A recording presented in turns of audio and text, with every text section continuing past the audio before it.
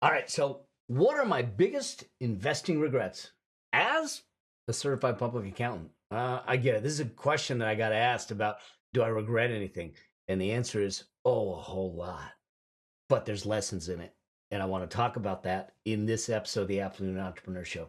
See you in the episode. Let's talk about these regrets. Question was, do I have any investing regrets? Man, how long do we have? I got a ton of them, but I'm going to give you 7 of them here because I think that they're really important ones that, God, I wish I would have done some things. And so, look, no matter how we cut it, I, I live a blessed life now. I mean, I feel good about where we're at, but I made a lot of mistakes along the way. I've lost a lot of money. I've made some bad investments. I made some bad decisions. I made some bad choices. They all cost me. Okay. But I grew from all of them. Now, the hopes is that by exposing some of it, by burying it, um, that you don't make the same mistakes, that you don't, it doesn't cost you the same. Listen, one of them is cost me well into $1 million. It cost me 1/3 of everything I own. Look, if I want to spend that kind of money getting a lesson, y'all should learn from it without getting that lesson and having that same price tag. So here's the thing. The very first thing to understand is that we all are going to have regrets. We all are going to make mistakes. Even someone like myself who's educated in it, who studies it and does it every day, day in, day out, I still will make a mistake. I'm human. I'm human.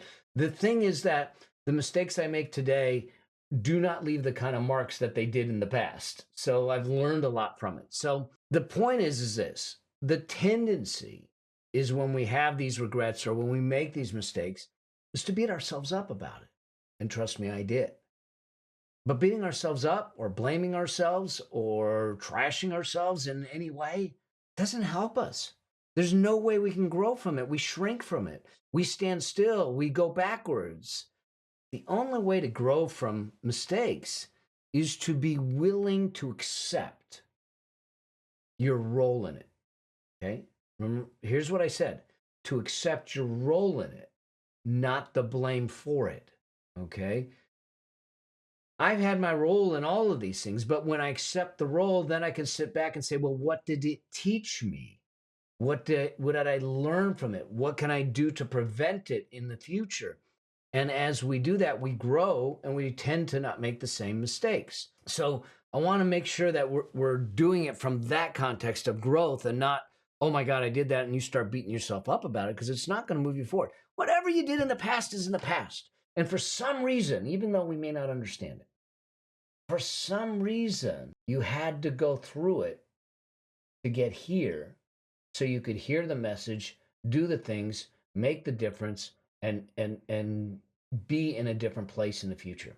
But until you got here, you weren't prepared for it. So I look at it as the exercises, the resistance training, the things that you needed to do to make sure that happened. Okay. So I look at it as a positive. Doesn't mean that it feels like a positive when you're going through it.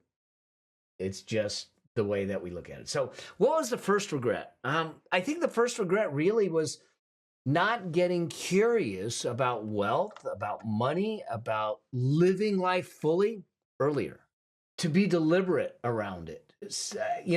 What I did is that I went to school to become an accountant. But this is a college kids. I thought I knew it all. I didn't. I still don't. I'm learning every day. I learn from you, the questions you ask, and all that stuff. Okay. But I wasn't curious about it, just to have this healthy curiosity of why and how things work, and tinkering with it and making sure I understand it. But the other piece of that is not getting curious about wealth, because with that curiosity will bring study, will bring learning, will bring the effort to grow. But there's another piece attached to it. It wasn't to be curious about wealth for the fact that I just wanted a big bank account, but curious about wealth and living life fully earlier. This really comes down to having some level of contentment for where I'm at, some appreciation and gratitude for where I'm at, the good, the bad, all of it. To sit back and say, this actually is serving me in some way. And I may not know the way. But the question is, and I remember my sensei in Japan, I trained in the martial arts for, well, four plus decades, lived in Japan and trained under a 17th generation samurai bloodline master. And he used to say, when we were doing some risky, let's just say risky self-defense, like bladed, not real knives, that kind of thing. If we're living with regret, we are still living in the past. If we're living with anxiety, we are living in the future, which means that neither one of them puts us in the present. And if we're not in the present, we are not living the moment fully. And in a self defense situation, the context that he was talking about, if we are not in the present, if we're thinking about the past defense that didn't go well, or what could happen if we doesn't go well in the future, I'm not in the present to do it, and it won't go well. Okay.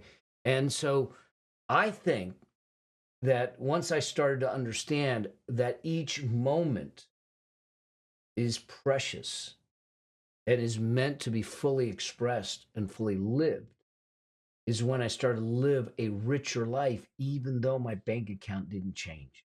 And so getting curious about wealth and getting curious about making sure that each moment matters becomes really, really important in doing that. So that's the first regret. The second regret is thinking that retirement was a long ways away. Retirement was, because look, I came out of school in my early 20s, and we're talking about retirement and this. Look, I just got out of college. Why am I worried about retirement? I got plenty of time for retirement. What I didn't understand is what I teach now is the wealth creation curve, the wealth flat line, and the need to get in the game. That retirement actually isn't far off. That retirement actually is accelerating. And I remember I was speaking in Montana once, and they sent a driver to the airport to pick me up. And this was a young kid. It was in his early 20s. And as he's driving me, he says, "What do you do? What are you doing?" And I told him, "I'm here to speak." "And what do you speak on?" I said, "Helping people build a life that's financially free, and to build businesses, and to build wealth, and to live a life that they get to live instead of have to live." And he says, "Oh, as a recent or soon to be recent college grad, what would you tell me about retirement?" I said, "The biggest thing I would tell you is to not call it retirement, for two reasons. When you call it retirement, it's easy to delay it and put it off because it seems so far away," which is what I did. Second, it it seems like it is a phase that you go to, and now life changes. I think both of them are fallacies. Retirement, there's no such thing as retirement in my book. There's living. The question is how you're going to live. And so I would rather us look at it through the eyes of and the optics of what I call peace of mind. What's the peace of mind it gives you? And the peace of mind is something we want today. Retirement is something we can put off till tomorrow. And so by doing that, it gets you in the investing game and the building game sooner. And when you get in the building game sooner, your wealth is easier. The more time you have, the less money you need. The less time you have, the more money you need to build wealth. I've got a kid who decided to join one of my programs at 16 and a half. I had a conversation with his mother, and I said, "Let's bring him in. Let's see what we can do." So at 17 and a half, he's on one of the live calls, and he says to me, "I got a job. What should I do?" And I said, "Let's open up a Roth IRA." So he gets off the call. He goes and opens a Roth IRA. 3 weeks ago, he was on another call, and he says, "I funded my Roth IRA. How do I invest it?" And I said, "Great, Henry. How much did you put in there?" I said, "What? How old are you?" I said, "Still 17." He says, "No, I just turned 18." "Great. So you're 18 years old. and you put money into a Roth IRA, how much did you fund it with? And I'm thinking he's 18 years old. How much could he put in? $500? Maybe $1,000? He says, well, I fully funded 2023 and I already funded 2024. I go, wait a second. Are you telling me you put $6,500 away for 2023? And he said, yes. And I said, and 7,000 for 2024? He says, yep. He says, it's easier because it helps because I'm living at home. I go, I get it, but that's 13,500 for an 18-year-old. That's a good chunk of change. That's good. I said, let's do some math. Here's the deal. Every dollar he puts away, if we just put it in S&P 500 and it hits the averages over the long term, by the time he's retirement age into his 60s, that will multiply by 107 times. His $13,000 will turn into $1.2, $1.3 million if he did nothing more. Didn't put another dime in, didn't do anything. I looked at him and I said, yo, we're going to keep you doing this, but the one thing that we have to avoid is stupid. That's it. You're good. You're done. Thing is that we don't think that way. And now he started early. My son at 34 years old and his wife at 30, have a multi-million-dollar net worth because they started early. It isn't about retirement being a long, long ways away. It's about getting in the game and giving you the peace of mind when you have the most leverage. Now, I get it. A lot of my viewers and listeners are sitting back saying, I'm not 18. I'm not 34. That's fine. Whatever the age or stage you're at, we have to get you on the field because the one thing that I do know is that you cannot win the wealth game on the sidelines or the stands. You have to be playing the game on the field. Let's get you on the field. Let's win the game. Okay? It's the only way to do it. So that's the second regret. Regret number 3, getting too complicated too soon. All right? Here's the thing. Investing, we think, has to be complicated because the financial services industry makes it that way. Why? Because then we have to depend on them, which I did. And I ended up with this convoluted financial structure that was tremendously more complicated than it needed to be. Now, I was able to manage it because of my background and because of all the things.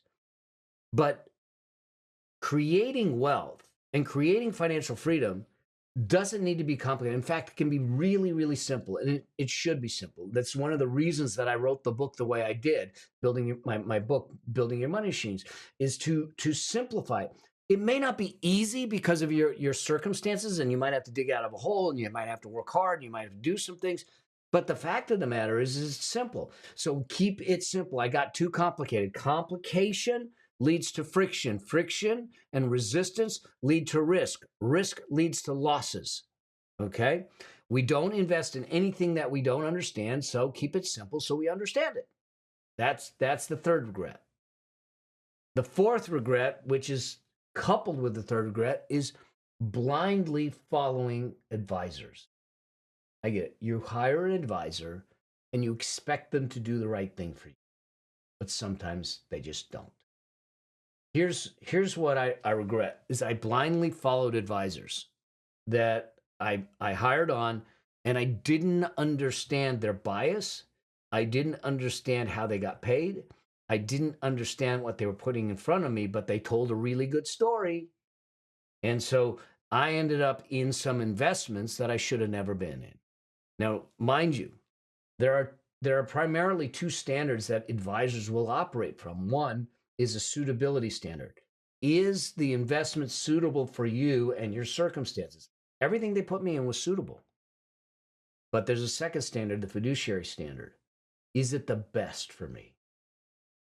They weren't the best for me. There was better things. But they followed the suitability standard because they weren't a fiduciary. And I didn't know that at the time. And had I known that investment would have never been in front of me. And it's more than one investment.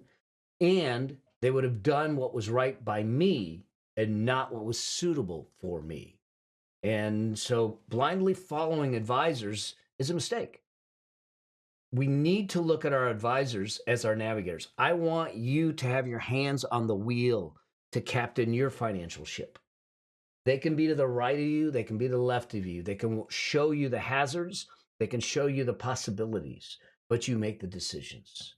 They inform you, they educate you. My team, my wealth team now, that's what they do. We do this together, but I do not relinquish and I certainly do not outsource my wealth creation. But I did, and that I regret. Okay.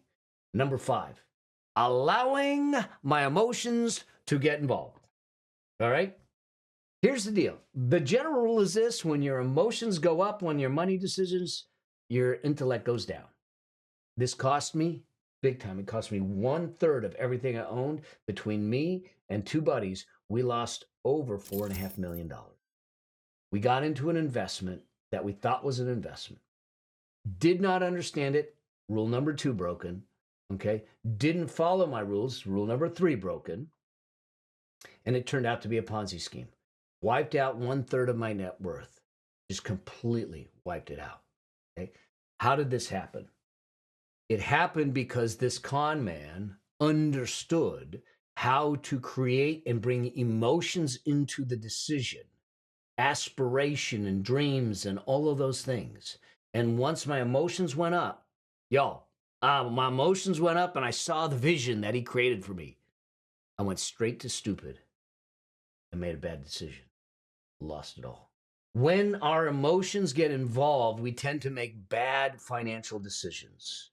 Marketers know this. It's why they put urgency and scarcity and I'm only letting you in and those kinds of things in front of us. The idea here is that our investing decisions, yes, it's driven by a vision for our life, but the decision to invest, yes or no, has to be bolstered by logic, mathematics, due diligence, investigation, and sanity.